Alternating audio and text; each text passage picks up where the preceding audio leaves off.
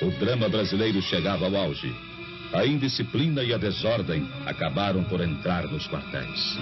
Desmoronava o princípio da hierarquia. E então via-se o país ameaçado de perder seu último ponto de apoio efetivo na manutenção da ordem pública. Dali em diante, nada mais que o caos absoluto, a desordem total, a violência sem freios nem medidas.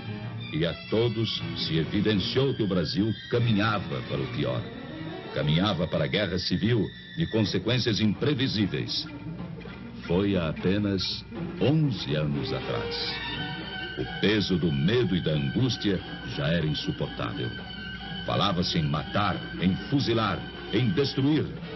A união de pelegos e comunistas afiava suas armas. E tudo indicava que nos próximos dias, ou nas próximas horas, brasileiros se lançariam contra brasileiros. No norte, no nordeste, no sul, nas cidades, no campo, em toda parte. Você se lembra? Era o Brasil de ontem. O Brasil de 11 anos atrás.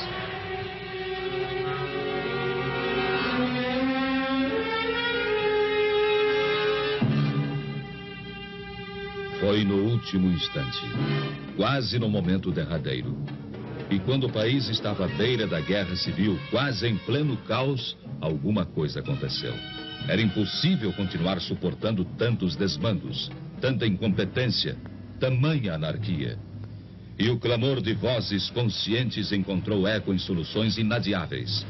E as Forças Armadas, elas próprias, mais do que ameaçadas, foram chamadas, praticamente intimadas, a cumprir a missão que o momento lhes impunha. Restabelecendo a ordem e livrando o país dos trapos vermelhos que ameaçavam sufocá-lo.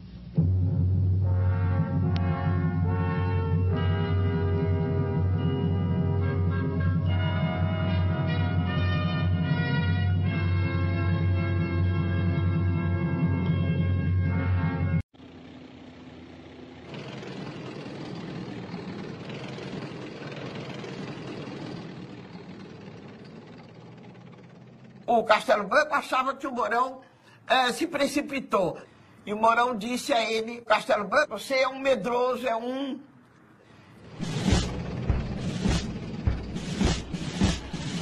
Vieram vindo, mas nunca aconteceu nada.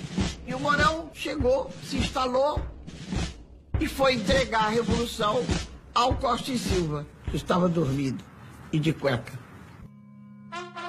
Porto Alegre, João Goulart fugiu para o Uruguai, seguido de Leonel Brizola e outros elementos do governo deposto. E as Forças Armadas, elas próprias, mais do que ameaçadas, foram chamadas, praticamente intimadas, a cumprir a missão que o momento lhes impunha, restabelecendo a ordem e livrando o país dos trapos.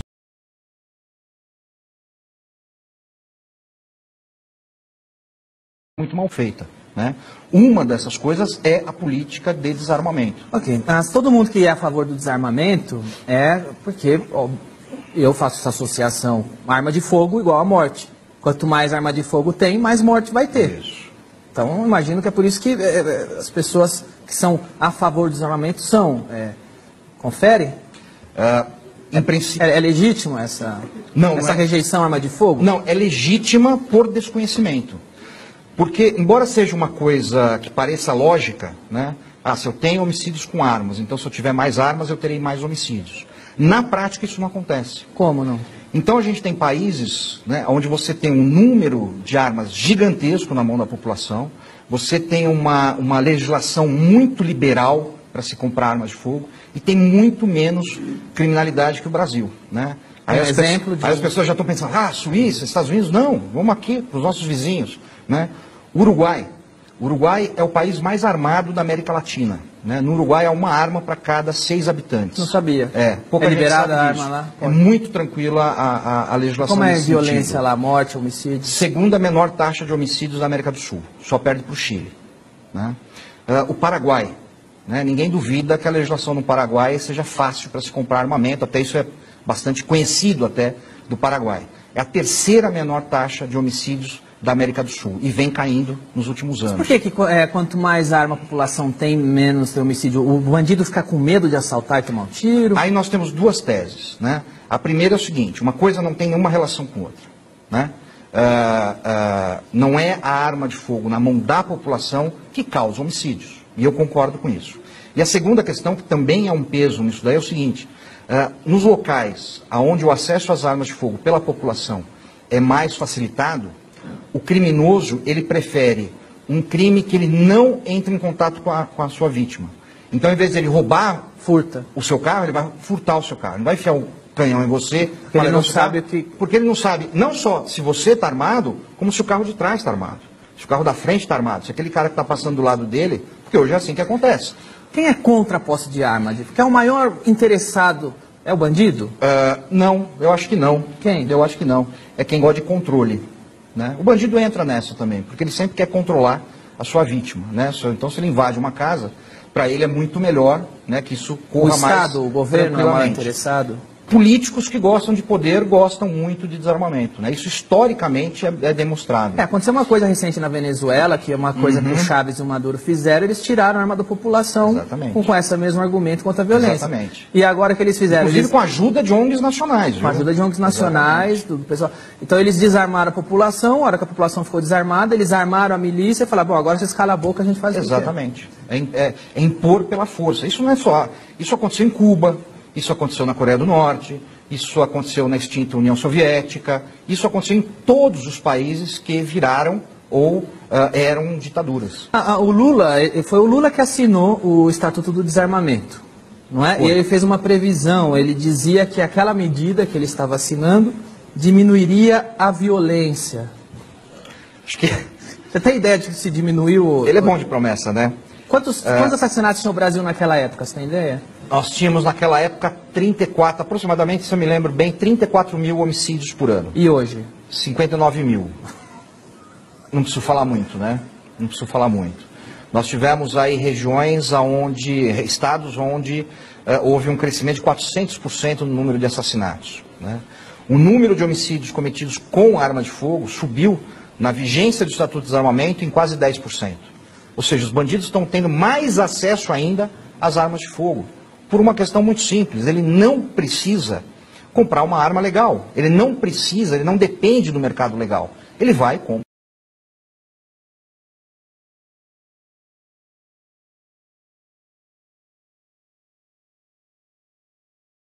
Querem privatizar até a Previdência, dizendo que ela dá prejuízo.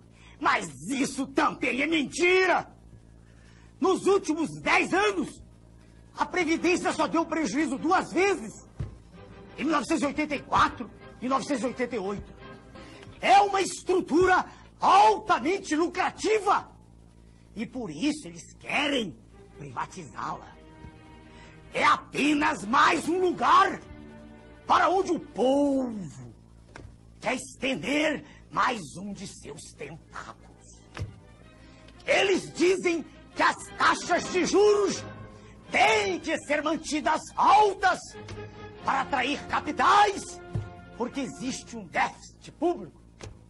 Mas não dizem que só existe déficit público por causa do pagamento das altas taxas de juros. É o cachorro correndo atrás do seu próprio rabo. Baixando-se as taxas de juros, baixando-se o serviço da dívida, não existe déficit. Hoje vou falar de uma figura gliscroide, repugnante, um político profissional. Ele nunca está fora do poder. Para ele qualquer cargo serve. Se perde uma eleição, será ministro daquele que ganhou. Fora das câmeras, todos se abraçam, rindo do senhor que é enganado por eles. Mentem com tanta propriedade e com tanto cinismo que parecem até dizer a verdade. São atores muito bons em um filme de patifaria, onde a miséria é a verdade e a promessa é a mentira. Carreira política é a escola do sorriso falso, da postura hipócrita, das promessas não cumpridas. Hoje deputado, amanhã presidente, volta senador, indo e vindo. Isto é carreira. Ao ser eleito, entrou em um sindicato. Na verdade, O sindicato dos políticos não existe de direito, mas existe de fato. É o mais forte sindicato do país. Eu não pertenço a essa classe podre. E, exatamente por isso, eu sou diferente de todos eles. Meu nome é Enéas.